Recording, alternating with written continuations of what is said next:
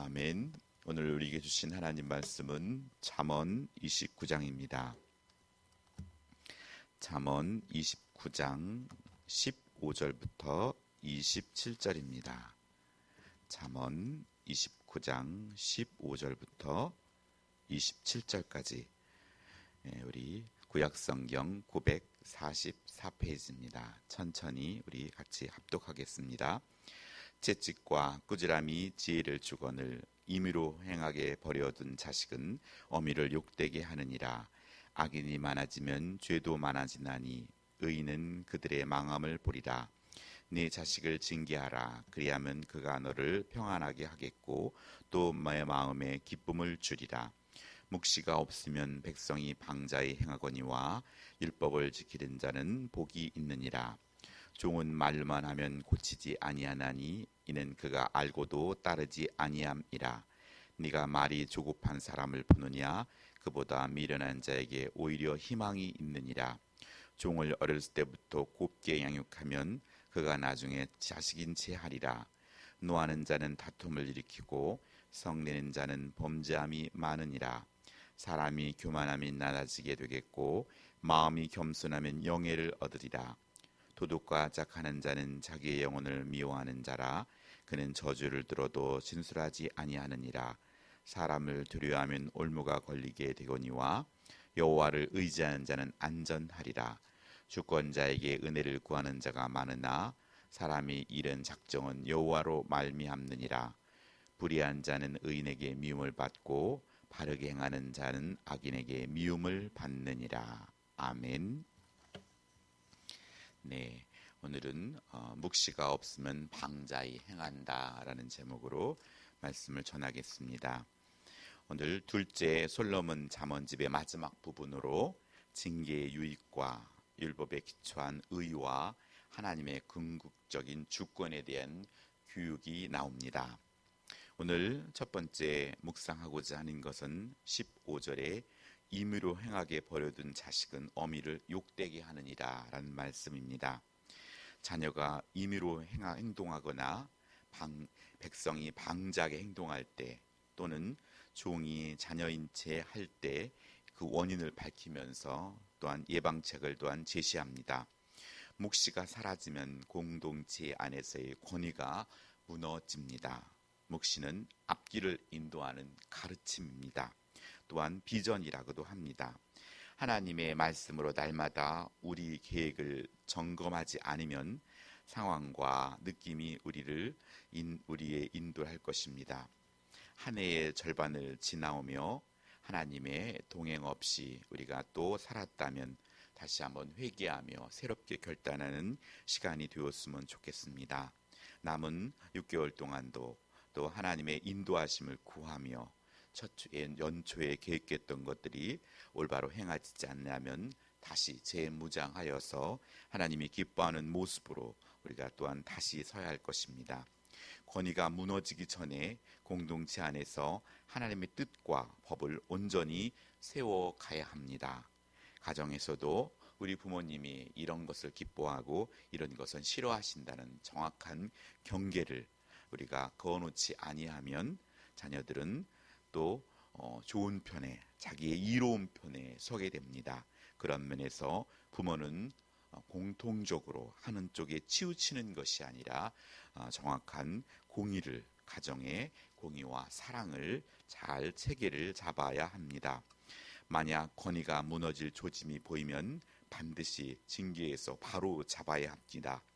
잘못을 징계하여 교정하지 않으면 자녀는 부모에게 또 종은 주인의 골칫거리가 될 수 있습니다. 규칙의 울타리를 만들어주지 않고 과잉보호만 한다면 자녀들은 오히려 불안하여 자기의 통제력을 잃을 수 있습니다. 사람들은 엄하다가 관대해주면 사람은 칭찬을 하고 또 관대하다가 엄해지면 원망을 듣는다는 말이 있습니다. 그렇듯이 우리의 삶에서도 정확한 경계와 선을 가지고 또 자녀들을 또 선배로서 후배들을 잘 인도해 줄 수 있어야 합니다. 적극적인 훈계와 채찍과 꾸지람, 엄한 체벌을 실질적으로 행사하여 아이를 가르칠 때나 그 아이에게 지혜가 정착될 것이며, 반대로 우는 아이가 불쌍하다고 아이가 임의로 행하도록 버려두면 결국 그 어미가 욕되게 될 것이라고 말씀합니다. 이 훈육의 방법은 예전과 지금은 많은 차이가 있지만, 오늘 본문에서 말하는 채찍과 꾸지람은 실제적으로 아이가 어머니와의 관계, 어린 시절에 또한 어느 부분에 극한될 수 있습니다. 그 시기에 엄하게 옳은 것과 그른 것을 어머니의 사랑의 관계 속에서 바르게 형성되지 않고 그들이 청소년기를 지나고 청년이 되었을 때, 그 시기에 이런 적용은 또한 어려울 수 있습니다. 그 엄중한 훈육의 책임이 바로 어머니에게 있다는 사실을 암시해주고 있습니다.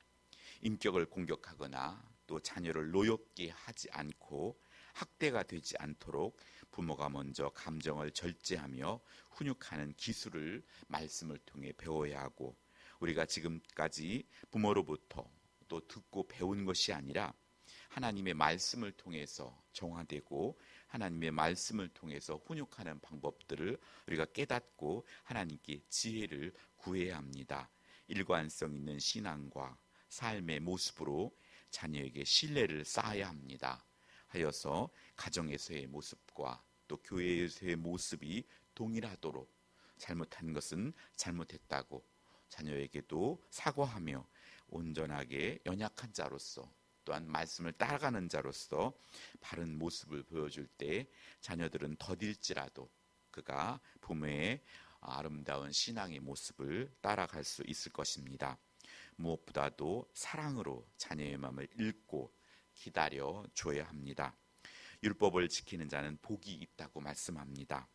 모세의 오경뿐만 아니라 오늘 우리 가장 가까이 있는 10가지 계명, 10계명을 오늘 우리의 삶 가운데 온전히 지키려 애를 써야 하고, 그뿐 아니라 오늘 예배를 통해 주시는 하나님의 말씀에 순종할 수 있도록 우리는 애써야 합니다.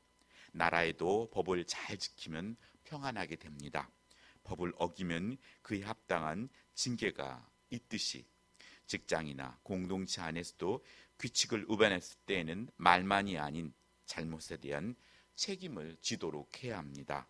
그렇게 해서 무질서는 말만으로 고칠 수 없다고 합니다. 질서를 위해서는 확실한 선을 그어 주어야 합니다. 알고도 따르지 않는 자와 또한 연약하여 거짓에 속아 따르지 못하는 자들도 있습니다. 오늘 19절은 종은 알고도 따르지 않는 종은 그에게 따른 징계에 따른 잘못에 따른 징계가 필요하다고 말씀합니다. 왜냐하면 이런 악한 종의 행동을 통해서 그냥 내버려 두고 방치한다면 공동체도 오염됨이 있기 때문입니다. 그렇기 때문에 정확하게 잘못한 것에 대해서는 책임과 추궁이 있어야 되고, 잘한 것에 대해서는 또 칭찬이 따라야 합니다. 아담과 하와는 하나님께서 분명한 선을 그어 놓으셨습니다. 이 모든 것은 네가 먹고 즐기되 진정 선악을 알게 하는 나무의 열매만은 따먹으면 정령 죽는다고 분명한 선을 그어 놓았음에도 불구하고 자신의 탐심과 또 사단의 뱀의 유혹 앞에서 무너지고 말았습니다. 하나님께서 연약한 우리를 사랑하셔서 아들 예수님을 십자가에 우리 대신 징계를 받으시게 함으로 우리는 구원의 길을 열어 놓으셨습니다. 항상 징계에는 상대를 향한 궁일한 마음이 없다면 징계를 통한 기대 효과가 없거나 또는 반감을 살 수도 있기 때문입니다. 중요한 것은 징계 자체가 아니라 사람입니다. 사람의 변화와 성장에 있어야 합니다.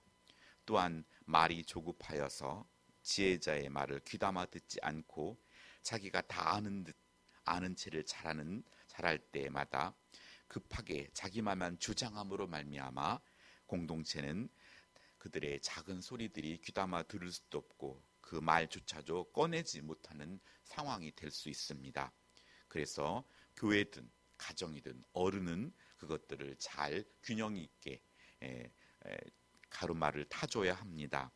미련한 사람은 비록 더디 깨닫더라도 계속하면 지혜를 깨달을 가능성이 있기에 지혜자는 말이 조급한 사람보다 미련한 사람이 오히려 희망이 있다고 말씀합니다. 그러기에 믿는 이들은 말이나 행동에 조급하게 쉽게 화를 내는 일을 참 절제해야 합니다. 우리의 언어를 절제하기 위해서는 하나님의 은혜가 필요하며 또 성령께서 우리의 입술을 주장해 달라고 항상 깨어 기도해야 합니다. 해서 우리가 말의 실수와 행동의 실수가 적게 되도록 우리는 항상 우리의 삶을 살펴야 합니다. 인내를 가지고 분노를 절제하면서 하나님의 뜻을 삶 속에 이루려고 애쓰는 오늘 새벽이 되길 원합니다. 특별히 우리가 입술을 통해서 사람들을 아프게 하고 또 입술을 통해서 또한 사람에게 격려와 힘을 얻을 수 있는 귀한 도구가 될 수 있다는 사실을 우리는 명심해야 합니다. 23절에 사람의 교만이 그를 낮아지게 하거나 마음의 겸비함은 영광을 얻게 한다고 말씀합니다. 야고보서 4장 6절은 그러나 더욱 큰 은혜를 주시나니 그러므로 일렀을 때 하나님이 교만한 자를 물리치시고 겸손한 자에게 은혜를 주신다 이렇게 말씀합니다. 베드로전서 5장 5절은 젊은 자들아 이와 같이 장로들에게 순종하고 다 서로 겸손으로 허리를 동이라. 하나님은 교만한 자를 대적하실 때 겸손한 자에게는 은혜를 주시느니라 라고 말씀합니다. 하나님께서는 교만한 자를 낮추시고 겸손한 자를 높이시기에 우리는 항상 겸손한 사람이 되기를 애쓰고 하나님께 이 지혜를 구해야 합니다. 오늘 두 번째 묵상하고자 하는 것은 25절에 여호와를 의지하는 자는 안전하리라 라고 말씀합니다. 여호와를 의지하지 않는다는 말은 여호와 하나님을 믿지 않는다는 말과 동일합니다. 사람은 두려움의 대상이 아닙니다. 그에게 권세를 주신 하나님이 두려움의 대상입니다. 그래서 하나님을 경외한다는 말은 하나님을 사랑하지만 우리가 죄를 지었을 때 하나님은 우리를 징계하시는 분이다라는 그런 두려움과 사랑함의 복합적인 언어입니다. 마귀 역시 또 두려움의 대상이 아닙니다. 하나님을 믿지 않는 나의 불신이 두려움일 뿐입니다. 주권자, 임금은 하나님께서 명하시는 심부름을 이행하는 것 뿐입니다. 그도 그 안에서 하나님이 원하신 그 테두리 안에서 그 선을 넘어가면 하나님은 믿는 자를 통하여서 또한 그를 징계합니다. 주권자에게 공손해야 하는 것은 그에게 일을 맡기신 분이 하나님이시기 때문입니다. 그런데 하나님께서는 이러한 악한 주권자들에 대해서 하나님의 사람들의 믿는 이들의 태도를 보신다는 겁니다. 우리는 불의한 주권자들이 하나님을 거역하는 악행을 도와서는 안 됩니다. 그는 하나님을 대적하고 불의를 행하기에 그 편에 서는 것은 하나님의 적으로 자처하는 행위이기 때문입니다. 여전히 하나님께서 허락하신 그런 권위이기에 그 권위 아래 오늘 우리는 특별히 주 안에서 우리가 그를 따르고 또 주 안에서 순종해야 합니다.